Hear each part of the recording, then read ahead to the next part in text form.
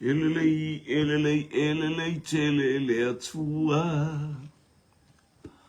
Elelei, elelei, elelei, telele atua. Elelei, telele atua. Leo leo ya ita ua. Whapeo isara elu a oi le vau matua. Elelei, elelei, elelei, telele atua. Elelei, elelei, elelei, telele atua. Elelei, telele atua. Eleo leo ya ita ua. Whapeo isara elu a oi le vau matua. Wharautu mai lo unu use o mātou o. E osi o le taulanga I le atua I le vāo. E le mawhai o wharao. Na tu umai o le nu ue o. A apa mo se whai le vāwenga I le to o to o. E alofa te le atua. E alofa te le atua. E alofa te le atua. E leo leo ya ita ua. Whapeo isara e lua o I le vau matua. E whaiva venga le atua. E whaiva venga le atua. E whaiva venga le atua. E leo leo ya ita ua. Whapeo isara e lua o I le vau matua. Hallelujah. Hallelujah, hallelujah, hallelujah, hallelujah. Whanene ina lo suafa e whawau I ova le atua o au. La e le vi inga, e pale le vi inga, e te au fio I le vi inga. Ia vi ia lo suafa e whawau. Le atua o le manumalo. O le atua o le poto, o le atua o le atamai, o le atua o mea uma. E ifo ia te oe tupu mali I mawhaipule o lanu mangangana o atunu o e kalesia. Te mu satani mana au. Pea alanga ina lovi inga yala ya Yesu Keriso. E mamalu lava oe. E mamalu lava oe. O le tolu tasipa ia. Le ale fale o meka. O Yehova e mata utia. E sili oe. E sili oe. O Yehova lava oe. O le afima ama ai. Ele ai se tu sama oe. Tu maui a te oe lovi inga le whamanu ma le whanetanga. Nei o oi le whamawau. Ta si mai ala ua fio I le nei tae ao te ta I mātou I loa awalofa. Loto le whaftai o na mea uma mea sisiri. Whaia mo I mātou au tātitia I o mātou moenga I le sausau mai ma le manumalo le toto I Yesu Kiri. Patasi mai a ta maa le nganga o lau fio. Penga ta whailang. Mātou mau as whasoa māta ngofia le tai au na o Yesu. Amene, amene, amene. Ia, whatalo whatu I le. E ingo le whatu tua ina uwhai on tato mou mai fo I nei vaenga ole. Hallelujah. O le tai o le lofu maleanga le lei o le tātou tāpa au o I le langi. Ia, moli atu le. Whatalofa ina i o tātou ainga o whaifoi o na mo mai nei tai au fōu, aleluia, ia soalo, tulo me fōu ta alofa i lau fionga ni whatua, ia lelia te oel te mai tai whaia onga, ia malo le soifua, malo ta talo whaaftai tele a mo talo talonga, ia whaaftai fo i tātou wawa, ia tuli nei wai tau, aleluia, i whaamanu ianga le atua, ia tupu tele so tātou malo, si tupu tele so tātou, hallelujah. Fina o i whaamurianga le tu alof te le atu mo oel tu fine ma le ainga. Ia manu iau whaiva alo fini ma so alo i le taia. Ia le li isa so watu le mano le toto le tamai ma moe o Yesu Keriso i ala uma e uia. Hallelujah le nei taia au whaaftai ma futa mai. Ia le li. Praise God. Fatalo fatu ni dato ofisa tu tonu Global Kingdom.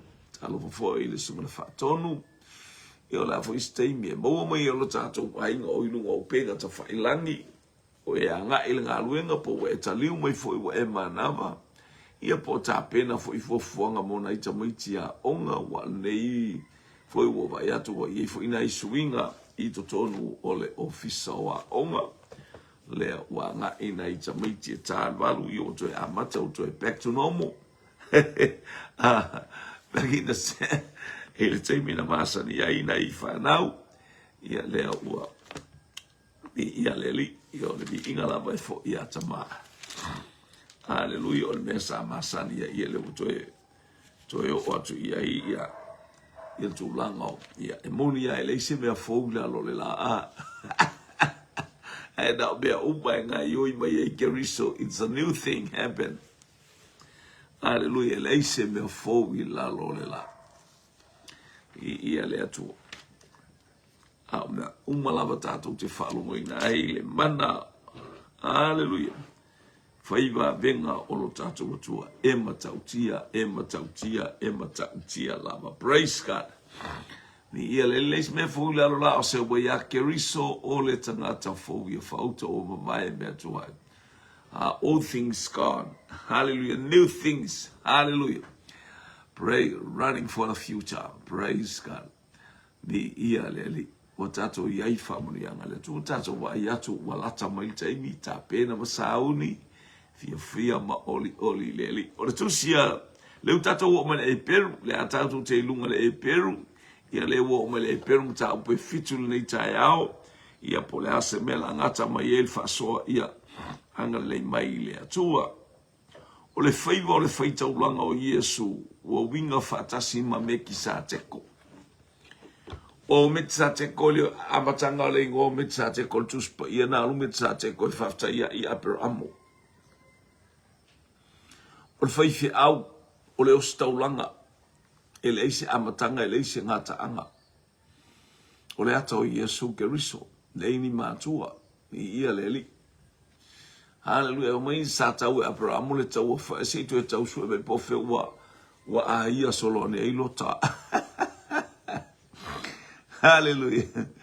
Ia wa foi mai Abraham mo le fia mo le oli foi mai foi mo le mano malo le atua. Ia o manatu tangata o le atua e tau na fa feilo ile au na le atua. Praise God. Yon sa wa ile o le ostaulanga. Te ia Abraham e tu mo le tangata. Tangata mai Salema. Hallelujah. Salema o le aile a saia puse na mau e peni amina o le aia peni amina. Tu sa o tofile no o mau le peni amina le vaenga le leia i saia puse. Aile ituli e sea e peni amina e feisinga kuku a kelo le. O le nu le mafu angana tato wa isa nofo aile tangata o le atu. Ai faali aile mana o le atu. Yesu Keriso na ui maiti ngā mawhaingata se ia whaelo ia te, oi whaelo ia te. Our God is mighty. He is a mighty God we serve. Hallelujah. O ia o lea tua e matautia o lo tātou au auna ia. I tātou te ui maiti ngā. Tātou te whaitinga lea le taua. So we are fighting the battle. Hallelujah. We are in a battlefield. I so staimi tātou te whewa i eire me taua il taua. E loa e tangata manu malo. I loa I tangata whaia ina. I loa tangata lai alua ia I lona malosi. Ma le tangata e whaalango lango I le pai mai. O le anganga pa ia I le ataimi ma le ataimi. Ia mi ia le li. Hallelujah, praise God. Tos whamtalangana ia me ki sa te kona whamailo lolo tus pa ia. O le tangata e winga whatasi ma le atua ma ke riso. La tusi ma ia I tus pa ia salamo se laus fulu. Ia na e tala noa ma ia ke riso ia su winga whatasi ma me ki sa te ko. O wa ole nei me ki sa te ko. O le tupu o Salema. Salema le leingo a Yerusalema. Ia le li. Salema le le fa umi ma ia Jerusalem. O le faitaulanga. Hallelujah. Faitaulanga ale atua sili ese. Te tupu jo yo atua lunga Salema. Salema le fa ingo ma le ingo le o sai. O Jebusai. Ia le so o ma le ingo le o Salema. Jerusalem. Pe ia nga e mai le ingoa ngā Jebusai lango nutonu ale o sa Jebusai onu o tangata leanga. Aia, ia na matua faa to ilalo e tawita ia. O mai le nei ele. Ia faa longo fo ufaile a ngotus pa ole ufaile forfoloina le upole atua la fo vivi ila tou. Tou faa lo tale ma fo faunei mai le ai. Mai le la wau su e faile lotu e vivi ila tou faa longo ta. O mana vi ingan feifi au. Ia la e momoia to tele faso ale ia Luka sare rivi talo fa. Praise God. Ia maro so fuele nei tai au. Hallelujah. O le faita ulanga le atua sisili ese. O le na feta lai. Feta ia ima aper amo ina o fo imai o ia I le mai le fasinga o tupu ma ua fa manuia atu ia te ia. Sa foa ia tu fo ia apero amo ia te ia mea se fulua I o mea uma. O le winga mua. O lona ingoa o le tupu o le amiotonu. Ile ma le tupu o Salema. O le tupu o le file mu le winga na o le ingoa meitsa teko o le tupu o le file mu o le tupu o le amiotonu. Tupo Salema, tupo le file mu, tupo le amiotonu, ia fa tupo le file mu e ta ue la to fa na ua le atua. Praise God. A ingo le fa to atua, ia me singa, ma ia me fa me vesi, ma il teimi, ta ma le pito, ma le pito. Hallelujah, fa tupo le file mu. Hallelujah. Grow in peace. Hallelujah. Ia le li. Ia il manuia o le atua, e mea umatato te whaia, ia le atua tolu. Ele ai sona ta mai, ele ai sona tina, ele ai ni ona tupunga. Ele ai se amatanga I ona aso po o se ngata anga I lona soifua. A ua whape o le alo o le atua ua tu mau o ia o le faitaulanga e whamau. He's still a high priest of God. Ni ia le li tu mau ia te ia tu sama Yesu Keriso. O le faita ulanga ia le atua e whaamama. Ia le li o le atau Yesu a o ia I tono le whianga inga tuai. Hallelujah. Whaipoe wha o le nei. Ina mana tuatu ia I le sili o le nei li. Sa fua ina atu ia te ia le atu punga aper amo o mea se furua ia na. Mea ua wha. Ana mea na whaoa. Se furua ia aper amo. Sa whai se furua ia aper amo. Draw from his heart. Sfulua ia mo mia o le mea sauto tonu o lo loto. Sfulua i le tatou te whael kasi vai sfulu lenga ko ule ngu. Ara sfulua I mua mua o le mea tro mai ko kongo le loto. Alo? Mea nga au mai to tonu o le fatu. Ia a whaelea te whai sfulua I ngā kasi au vai sfulu. Hallelujah, to e titilo a mai se mei tonu o lo loto. Wa kele me whai ele atua. Tele me wa au mai ele atua, malilingi mai ele atua, au tau whape o tupele ale atua lesu. Hallelujah, le tupe a kako. Ale whai eila ua mio atua, e whai pia o eilo inga, te leo le bea tauna e ave ele atua. Ia whai mai lo loto. Pela I titi ele ato se fulu ai. A ole mea le au mai lo loto. Na e whaasoa au polo kalame. That is the se fulu ai. Ai vai fo le fia ngai fo ke le fa longo ia polo au mai se fulu ia fia au al mai ma ai le taulanga ua faia ma le loto fia. Taulanga e fai le loto. Amene. Tele me o amai le atua amai lau ta vale. Amai ele atua le whanau popoto ia te oe. Amai ele atua, haleluia, lau pāpovi. Amai fo ilo manga. Vatu lau whanau ni usila.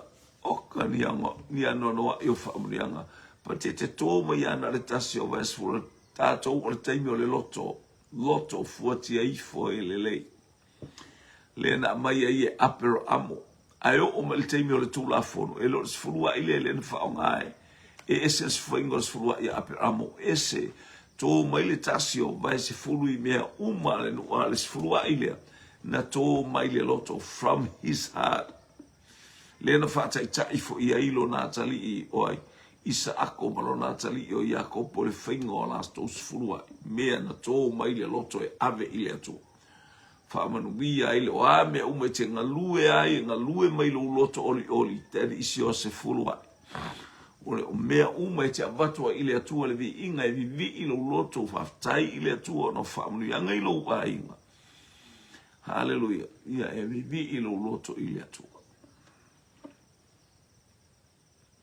Hallelujah. Praise God. Foi buelima. O ilato fo i o le whanonga levi. O e na fai le faiva o staulanga. Ua polo ina i latou i le tūla fono. Ia fai ma latou. Mea e se furua ia i mea lenu.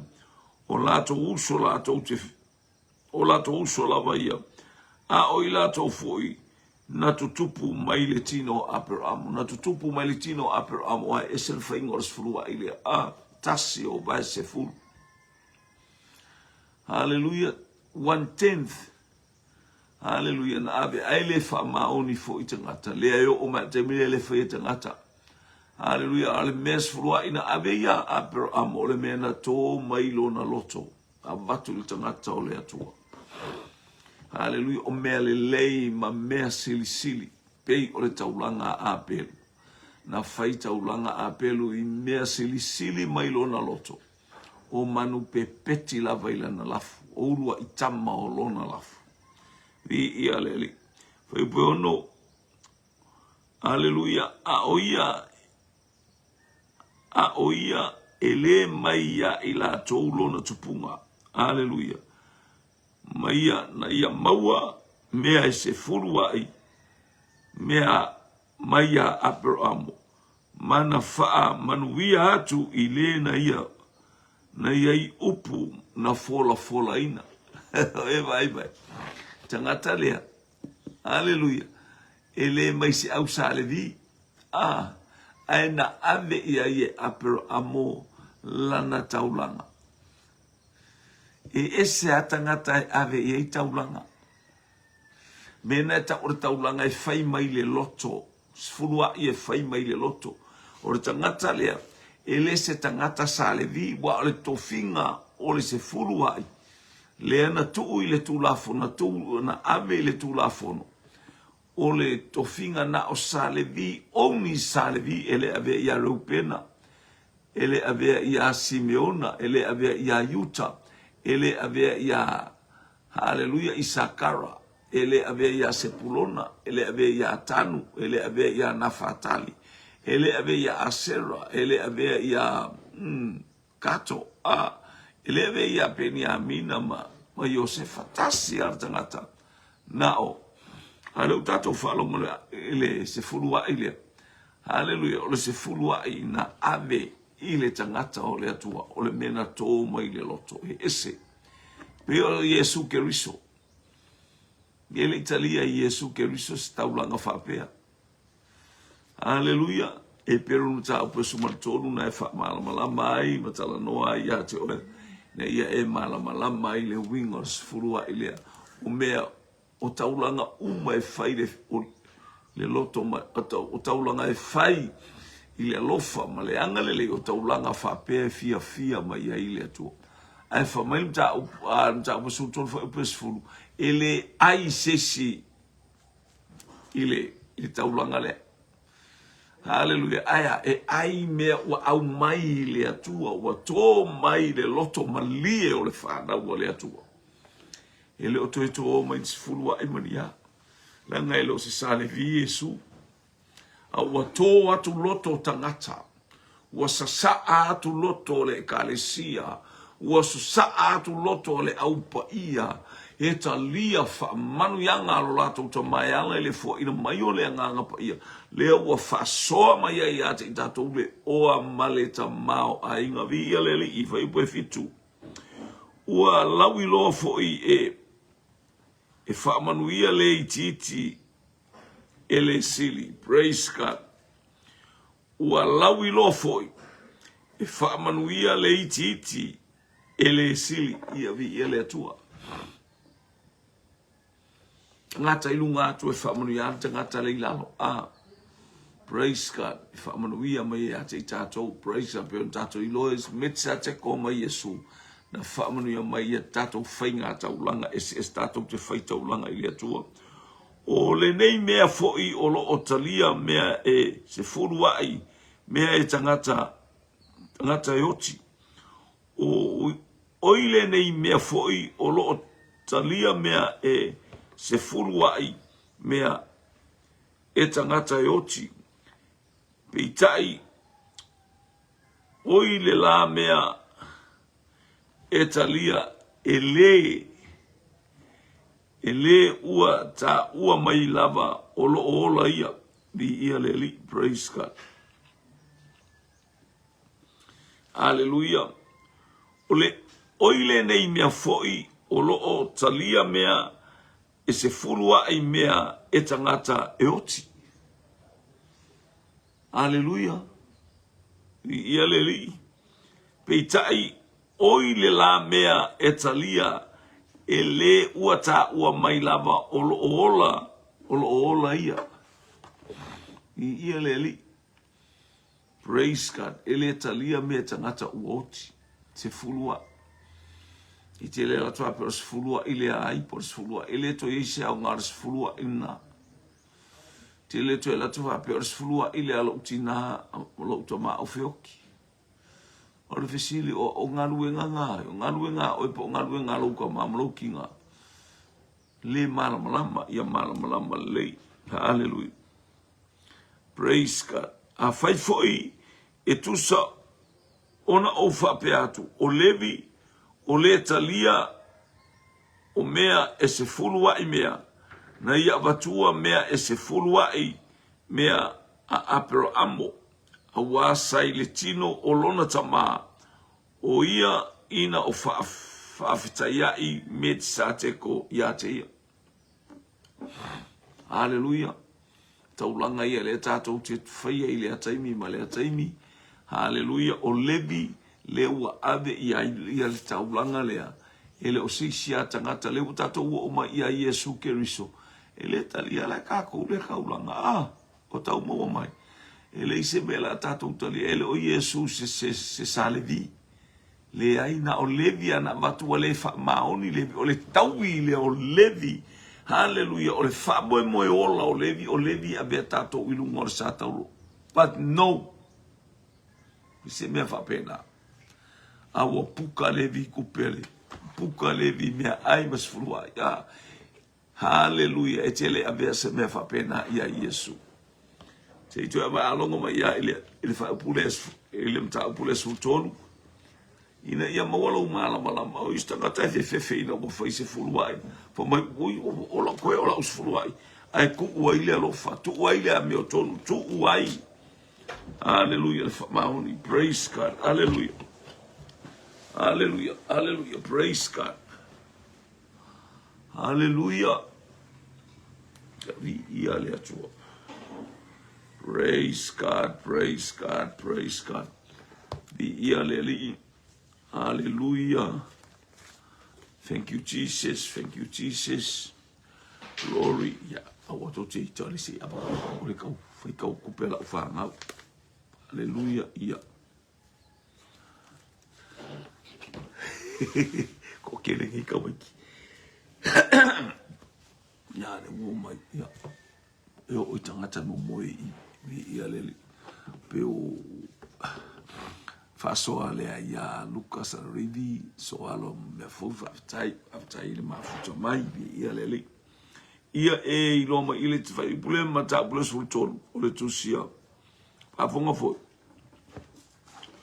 fai po valu o Yesu Keriso ele o liu lava ia o ana nafi o le soyo o le fa baba awa le fe ave ina o to i mata upu ese mawinga ese awa ele lei ina fa tu mawina o le loto ile alofa tu no ai le o mea ai ua le ai se au ngā ile ua ta ofi ai mea ai pole ngā mea le ia mase mea po pole isi ngā mea o mea ai po a mea ta ofi le manuia o le atua fai man fai poes fulu ua ia i tātou le fai taulanga e le tatau ona ai mea o iai e ua ia te i tātou le fai taulanga e le tatau ona ai i mea o iai e o auna le fale fitafa i le fale fitafa kau kele ai ngā mea fai fi au kele ai fai leila unga luenga o au fo i fai leila unga luenga ava i le atua me ua tō mai e le atua fa salevi praise God ele o tātou ni salevi aia e ai lo tali tonu i le matautia o le atua mana whaunehanga e kele oki ai tausi o e le atua i mea uma fai te matua whalongo le si ufonga i ova le atua manuia le mea te anga ia manuia lau ato manuia lau whanua manuia le whale manuia le ai fai o e wha manuianga o le nā mea e te iai ia fai te ava ma matau i le atua ioi langai malama mau mata e pupula o oe o le fire. Hallelujah. O oe o le afi. You are the carrier of the fire. You are the carrier of the presence of God. Tātou te avatu le mamalu o le atua i so same. Ke le pori se mea ai. Wa mea o fo mai e lau e kālesia. Mwhai mai e lau kālesia whaftai i le atua. Hallelujah. Ia le li. Matauri e le tutu sasu.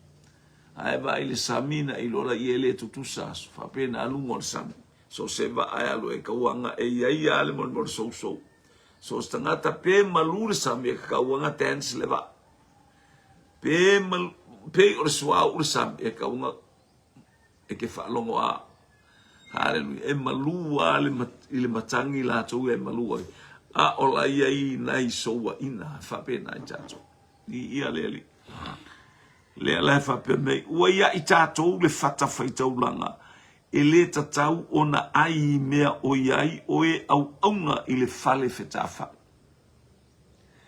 ka kou ke le a ai e fa pe kau whakarikaring sifurua ai pe kau whakarikaring i a pe kau whakarikaring i a pe kau fo a ko inga me me u whaporo ka lame mai e le atua i tō tonu ona u e kalesia o mea mai le atua Lengo me o me mai tangata a o me au mai le loto e to mai ele tangata mai le atua e te au mai le loto le tangata ona o le atua o whatupuina le loto alofa whatupuina le loto le lei whatupuina le loto fia whatupuina le loto oli whatupuina hallelujah praise God le file muma le sa loto mara tangata e to mai lona loto i ate oe Arvai Brales fum tolu e whapea mai. Hallelujah ole. Hanga lei male hanga lofa o taulanga whapea fia mai a ile atua. Vi ia leli. Ele ile atua. Praise God. Ne o toi o atu le tātou tusis. O mai le whai upu le asfulu. O le nei a whai. Na wha ato atoina o mea ile whaiwa. O whai taulanga wha alevi. Awana maua. Ile nuku le tula fono fatasi mai malea pese ale toya o ngā ona fatuina o le faitaulanga e winga fatasi ma metsa teko aeleta ua ile winga fatasi maron a faina ato leva ese manga ia la me le o mai ai faito o to fai pes fulu e amata mai ai a wa sai le tino o lona tama o ia ina o fetaia i metsa teko ia te o mai loa le ia el fai pesultas o le nei a fai ua ato ina o mea i le faiwa o fai taulanga fa sale vi awa na maua ele nu ule tula fono fatasi malea. Pese ale toya o ngā ona fatuina ole tasi faita ulanga e winga fatasi mametsa te kutuso le talanoa. Le ama watu e fatu uma ya Yesu ale sa maua ele nu fatasi man tula fono. Na fifi tula fono meina abe ila ainga o Arona. Ala no te fatu wa Yesu ele lava. Ele fa maoni. Amene. Ele lava le mera fai le aus na abe mo le aus salvi ele na o se ata na faata tuai le taulanga o le ata pena ke riso. E alu maia iluma o le atu o lona lava toto o lona soifua ua matala le langi. Ua matala le langi au fale le ami o tonu o le atua o Yesu ke riso. Sa molo ua tonu lo wa ingo se falongo le upo le atua pe e maua istaimi. Aleluia e selemana i on mele ua to fulua. Se fulua. O le nei a fai na faa toto ina o mea i le faiwa o faita ulanga. Faa sale vi. Awa na maua i la atou. Awa na maua ele nuu le tula fono fatasi malea. Na umaile e tula fono. Ai au mai e mal se fulua i tu tonu. Usala o makua mausari o ku el kula fono. Ai fa mai e. Le ale me wa ko e bala au e fua le fai kaulanga. Ele ai ma se fai taulanga o nei fai taulanga na ofu mai lona loto. Na ofo mai lona tangata ato e tautu ai leli. Hallelujah. E ofo ia te ilato. Na o ma lato taulanga iaso faiso o i le aso ma le aso ma le aso. Ai le ma ngalo i se anga sala. Hallelujah. Tau pe e tuli atu vai. Praise God. Pese ale toia o ngā ona fatuina o se tasi faitaulanga. Lea o ngā o ngā o koe whakuma ia Yesu. Whalongo pea. E winga fatasi ma mektateko. Ae le ta ua i le winga fatasi ma Aaron. Na mewa kauma e winga fatasi le kankale o sa uma mektateko. Ae le winga ma Aaron. Langa o mektateko le atau Yesu. Hallelujah. O le mea nae mana o ile atu. Hallelujah. Praise God. O mektateko le na iatalia le taulanga le. Taulanga na au mai le loto ma lie o Abraham. Ele se taulanga na fai ai se whatonunga. O le taulanga na fai mai le loto malia o Abraham. Praise God. A le taulanga le na abe masalevi. O le taulanga na fai le whatonunga. Hallelujah. Bi ia leli. Praise God. Whatonunga le atua. Aya, ayo o atu ia ile awos taulanga. Pe o tatu kako kia mio leanga. Kako ke le whai whaamaoni. Aina o ke riso a le whaamaoni na ia whai le taulanga. Tasi ai afe. Wa ulu whale le mea sili ona pa ia. Wa tatala le langi. O le ami o tonu a le atua. O loo i le itu tamatau o le atua. Sfumalua. A wa a whai ua li ua le whai wa o whai taulanga. A whai ua le ko iaila se whai wa le o le au. Wali ua le faiva o staulanga. Wale ko iai se faiva fa o staulanga. Lea fa sale vi. O lea ua o male nu o iutaia. O lea ua tau abe iutaia lea. Le polo kalame lea. A ele o se nuu lea na faiva iei lea tua a. O le ele o se nuu lea na faiva iei lea tua. Lea faiva iutaia. Ele mana o mia iutaia se. Ale langa ele o la kowe o ngal me lea. E ngar kakala fa o ngongo kwa inungalonga sale vi e abe iai. A wa a fai wali ua le fai wa o fai taulanga. Wale ko yengi salevi. Wale to yai se salevi ua.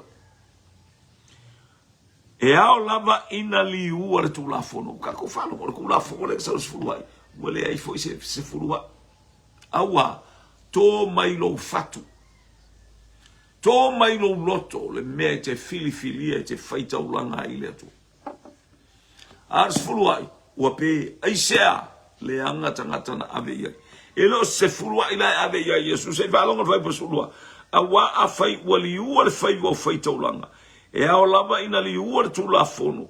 Sul tolu. A wa o ia ua ta ua mai iai o nei mea o sole tasi tu ainga tangata le wata o mo ka kayu kaya ai lo se fa mo ele ele ia istulanga fa pe ave tatu se yutu aya ole au sale vinga uma ia ibale tu ale ba ele enga ame fainga elo mai ia kako a o to mai haleluya le taulanga mai le fatu o yuta ia ala ia Yesu Keriso le ka fa longo fo haleluya wa o ia wata o mai ai o neimea o sole tasi tu ainga ia o le tu ainga yuta ele ai solato na au na ile fata faita ulanga o lau au nanga ile fata faita ulanga ua to mai ai ele lau tato ilo tangata au na ile atua ile taimi nei ele ai mepi o mea lae sungu ilunga le whakama mea lae la umai ele ngu aya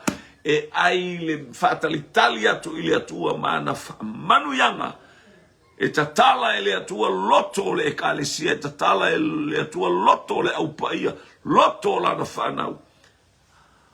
Awa oe, awa o le tangata ngalue mo le atua.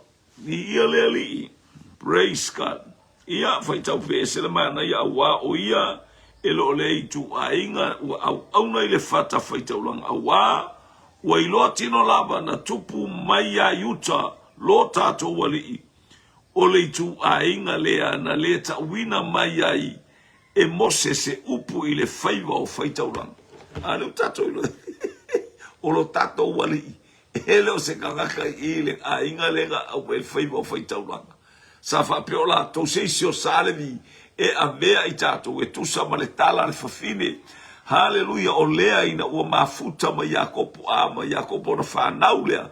Lana tamalon tono na whaapele oi wa so o maloto a ele aise so ua makala ele aise so wale so oa le loto o le tama o levi male atua haleluya awa tato o mai tangata na whaapeane aile tuspa ia haleluya o le leona ta anoa yuta o iaile to o ia yuta o lo no noa la na asini le vine haleluya vi ia le atua o le ata haleluya praise God o whamanu yanga le atua ua tō ilunga o lo na atali o yuta vi ia le ali praise God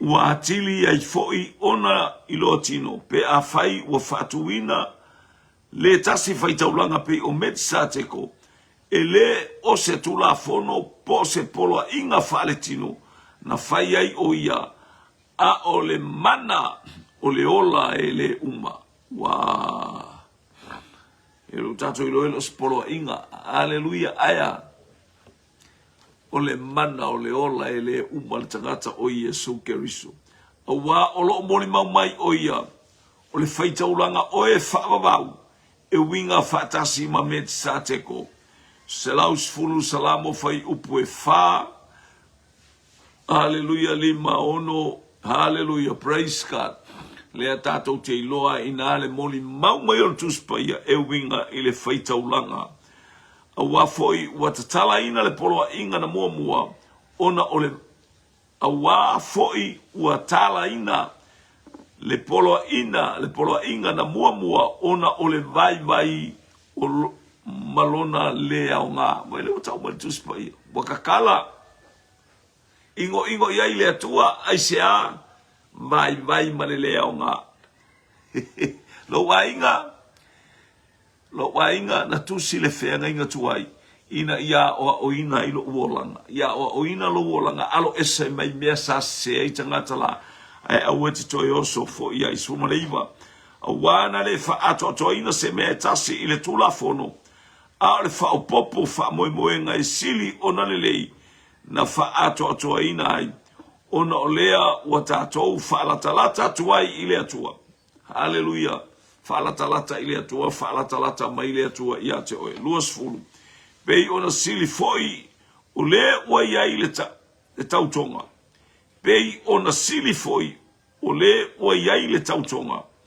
A wā ua whaia i la tau ma whaitaulanga. Aele ai se tauto. Haleluia. Pei an Peita iane, o ia na whaia, male tauto e le ua whafta iatu ia te ia.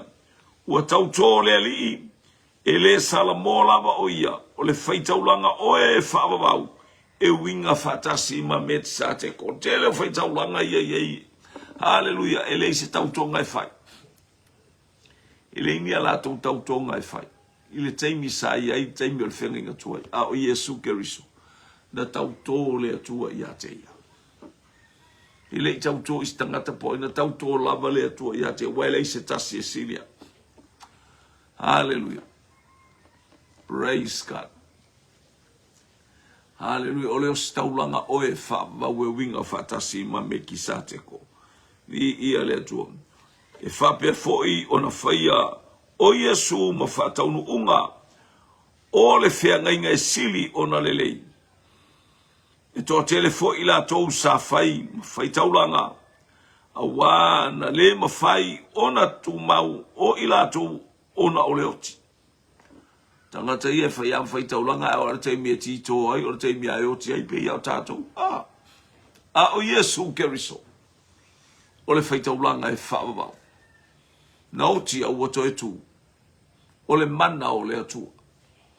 Hallelujah. For ina mai ai suafa o Iesu Keriso le winga o le anganga pa ia, le anganga pa ia. For mai Iesu au ina mai ele atua i lo wingo, e tamai i lo wingo. Hallelujah. O mea foi lea e mawhai ai, praise God. Pitai, o ia ua tu mau, na tu mau e whaavavau. O le mea lea ua iai a te ia le whaiva o whaitaulanga e tu mau pea. E tu mau pea le whaiva o whaitaulanga i le suafa o Iesu Keriso. Hallelujah. So stasi e whaima whaitaulanga e ui atu le suafa o Iesu Keriso. O le mea fo ilea e mawhai ai a te ia ona whaola pea laba i e whaala talatatu i le atua ona o ia awa o lo soifua pea ia e fautua mo i tātou. Soifua Iesu fautua mo i tātou. Hallelujah. O le altua inga whaingata whaitaulangana e te iai. A o lo soifua le atua e au una mo i tātou. I ia le ali. God is good all the time. Ele lei le atua i te miu. Hallelujah. A wae te tau ona ia i tātou o se whaitaulanga sili whapena. E pa ia e anga malu. E le ai sona leanga. E tau mamao mai anga sala. E sili fo i lunga o langi. E les au ngā ia te ia. Iaso whaisoo. Pei o ia whaitaulanga e auna e mua ona whai o taulanga mo ala tau lava anga sala. Ona whai ai lea mo anga sala ale no. A wa atu lasi. A wa atu tasi lava ona whai e ia o lea taulanga. Hallelujah. Whai e ia o lea mea ina ua apatua o ia e ia mataulanga hoisa le vi ia leli taulanga fai taulanga e o ia so o i vas masina taitasi o i tausanga taitasi fai taulanga aile aveseanga sala na fiu fi eto ono mai le anga sala ia na aluma Keriso i lunga le satau fai muli awa ole tula fono e whatuina ai tangata o iai le vai. Awa o le tula fono e whatu ai tangata o iai le vai. E whai ma whai taulanga sili. A o le upu o le tautou ua muli le tula fono.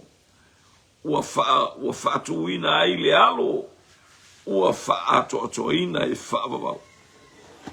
O fato toina por kalame umale atua e ala ia Iesu Keriso lo tato wali I malo tato faol tato lu fale le mesisili ona pa ia male alanga fia male le hotel ia vi ia le suafa le atua le tama le atua le alo male atua le anganga pa ia fatal fatu salu a savali salu vi ia le atua malo le soifua ia le ngata le tino I fili pa le pua ma lo le soifua megsta wati se fale ia be ia le atua va lo le talo malo foi le wai le taiao yo ila mai la to umayanga i melunga tato por kala me fa talo fatu tato por kala me o le fe au le atua haleluya o le faita ulanga e winga fa tasi ma mekisa teko haleluya o le au ona le atua soif o ia so keriso tu sia mareko o ia o le au ona o tele isawe au ona mai tangata ia te ia o au ona i tangata wa le atua e o mea uma e whalongo i le feta lainga ia o tele isau au ona mai tangata ia o ona na ia whatino ina na ia whaia e au ona tatou whatino ina ma le loto maula